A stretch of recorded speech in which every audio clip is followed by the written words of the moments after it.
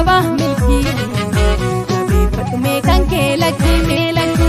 Irreechi waggaa waggaan dhufa Fullee ijjisee sirbee gulufa Gadaa Oromoof qaba milkii Beeffadhume kan kee lakki meelakki Hottaan deemna malee maatii teenya Irreechi Oromoo duudhaa keenya siinqee bokkuu qabanne malka yaana Rabbii guddaa kadhanne irraanna waan hawwinee feegalee galma keenya aadaa keenya teessuun dirqama keenya ijjismee weellisii follee kee hundaan si badhaasee jira Rabbiin kee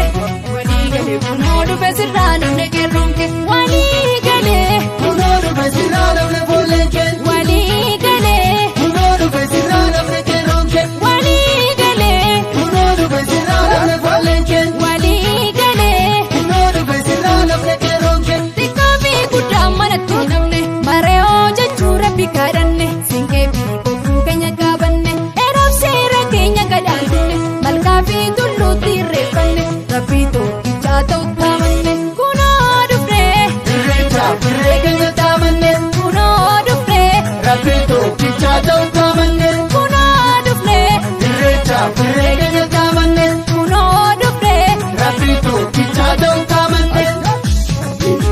irreechaaf irree keenya taamanne Rabbii tokkichaa ta'u taamanne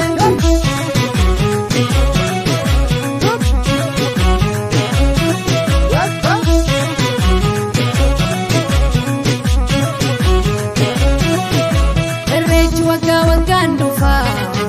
Fullee ijjisee sirbee gulufa Gadaa Oromoof qaba milkii Beeffadhume kan kee lakki meelakki Irreechi waggaa waggaan dhufa Fullee ijjisee sirbee gulufa Gadaa Oromoof qaba milkii Beeffadhume kan kee lakki meelakki